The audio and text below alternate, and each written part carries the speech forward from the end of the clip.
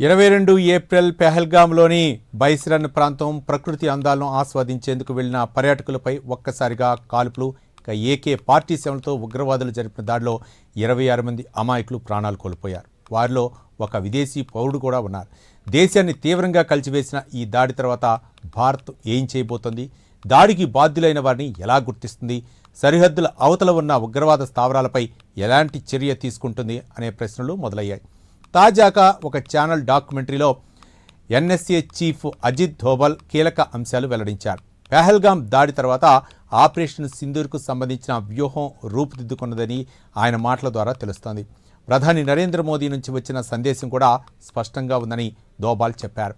దాడికి బాధ్యులు భూమిపై ఉన్న, ఆకాశంలో ఉన్న, పాతాళంలో ఉన్న వారిని వెతికి పట్టుకుని వదిలిపెట్టేదే లేదన్నదే ఆ సందేశమని వివరించారు అజిత్ ధోబాల్.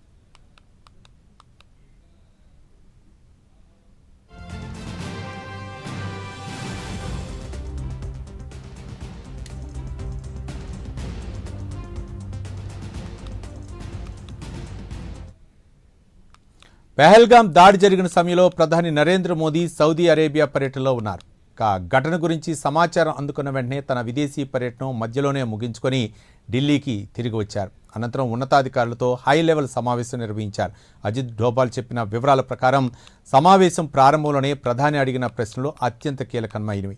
ఈ దాడి చేసింది ఎవరు? దీని వెనుక ఉన్నది ఎవరు? ప్రతి ఒక్క నిందితుడి గుర్తింపు వెంటనే కావాలి అని స్పష్టం చేశారు.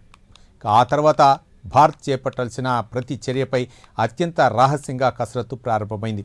తొందరపడి దాడి చేయడం కాకుండా ఖచ్చితమైన ఇంటెలిజెన్స్, సరైన లక్ష్యాలు, పౌరులకు వీలైనంత తక్కువ నష్టం అనే అంశాల ఆధారంగా ప్రణాళిక సిద్ధం చేసినట్లు డాక్యుమెంటరీలో పేర్కొన్నారు.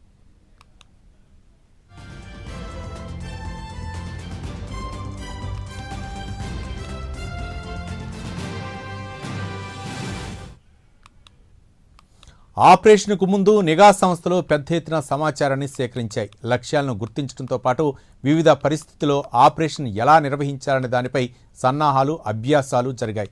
దాడి అత్యంత ఖచ్చితంగా ఉండాలి. సాధారణ పౌరులకు, సైనిక వ్యవస్థలకు నష్టం కనిష్టంగా ఉండాలి. ప్రధానంగా ఉగ్రవాద మౌలిక సదుపాయాలే లక్ష్యంగా ఉండాలన్న వ్యూహంతో ముందుకెళ్లినట్లు వివరించారు. ఈ సందర్భంలోనే ప్రధాని నరేంద్ర మోదీ వైఖరి గురించి అజిత్ ధోబాల్ కీలక వ్యాఖ్యలు చేశారు. వాళ్ళు ఎక్కడున్నా మనం వెంబడిస్తాం. భూమిలో ఉన్నా, ఆకాశంలో ఉన్నా, పాతాళంలో ఉన్నా వారిని క్షమించేదే లేదు అన్నది ప్రధాని సందేశమని తెలిపారు. అంటే పెహల్గాం దాడికి బాధ్యులైన వారిని, వారికి సంబంధించిన ఉగ్రవాద నెట్వర్క్నే లక్ష్యంగా చేసుకోవటమే చర్యలో ప్రధాన ఉద్దేశమని అజిత్ ధోబాల్ వివరణ ద్వారా తెలుస్తోంది.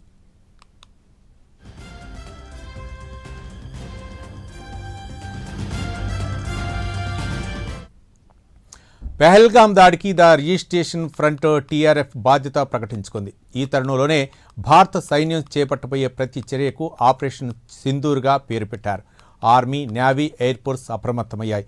అందుబాటులోకి వచ్చిన నిఘా సమాచారం ఆధారంగా మొత్తం 9 ఉగ్రవాద స్థావరాలను లక్ష్యంగా ఎంపిక చేశారు. వీటిలో 5 పాకిస్తాన్ ఆక్రమిత కాశ్మీర్లో ఉండగా మరో 4 పాకిస్తాన్లో ఉన్నాయి.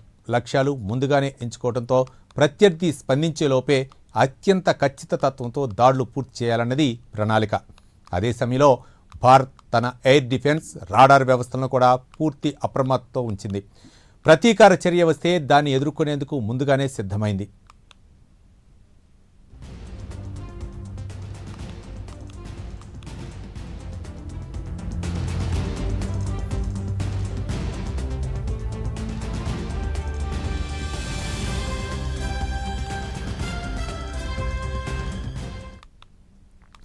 మే 7న ఉదయం ఆపరేషన్ సింధూర్లో భాగంగా భారత్ దళాలు ఎంపిక చేసిన ఉగ్రవాద స్థావరాలపై ఖచ్చితమైన దాడులు చేపట్టాయి. అనంతరం భారత్, పాకిస్తాన్ల మధ్య సరిహద్దులో తీవ్ర ఉద్రిక్త పరిస్థితులు కొనసాగాయి.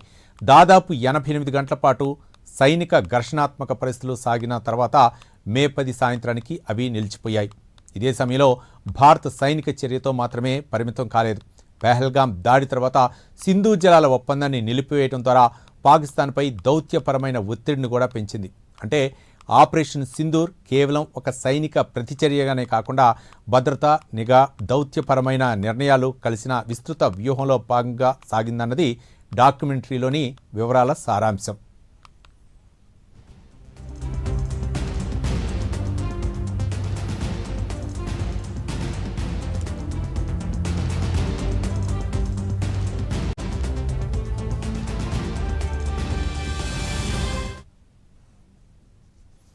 ఇక అజిత్ డోబాల్ చేసిన వ్యాఖ్యల్లో మరో కీలక సందేశం కూడా ఉంది.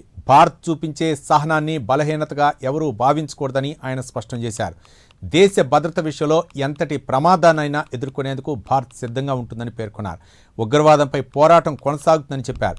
ఆపరేషన్ ముగిసిన తర్వాత ఇద్దరు మహిళా సైనిక అధికారులు మీడియా ముందుకు వచ్చి వివరాలు వెల్లడించడం కూడా ప్రత్యేక సందేశంగా నిలిచింది.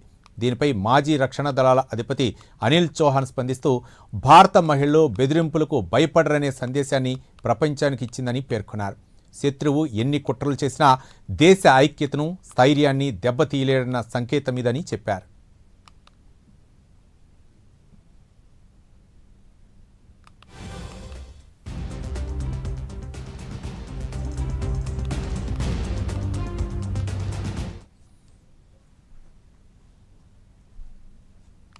మొత్తంగా పెహల్గాంలో 26 మంది ప్రాణాలను బలిగొన్న ఉగ్రదాడి నుంచి మొదలైన పరిణామాలు, ప్రధాని నరేంద్ర మోదీ విదేశీ పర్యటన మధ్యలోనే ముగించుకొని ఢిల్లీకి రావటం, ఉన్నత స్థాయి సమావేశాలు, నిఘా సంస్థల సమాచార సేకరణ, 9 ఉగ్రవాద స్థావరాల ఎంపిక, చివరకు మే 7న ఆపరేషన్ సింధూర్ అమలు వరకు ప్రతి దశలోనూ పక్కా ప్రణాళికతో ముందుకెళ్లినట్లు డిస్కవరీ డాక్యుమెంటరీలో అజిత్ డోబాల్ వివరించారు.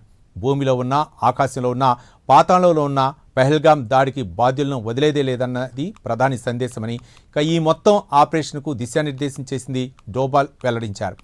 ఉగ్రవాద దాడికి ప్రతిస్పందనతో పాటు ఎప్పుడు చర్య తీసుకోవాలి, ఎక్కడ ఆపాలన్నది వ్యూహంలో కీలకమనే సందేశంతో ఆపరేషన్ సింధూర్కు సంబంధించిన తెర వెనుక అంశాలను ఈ డాక్యుమెంటరీ ముందుకు తీసుకొచ్చింది.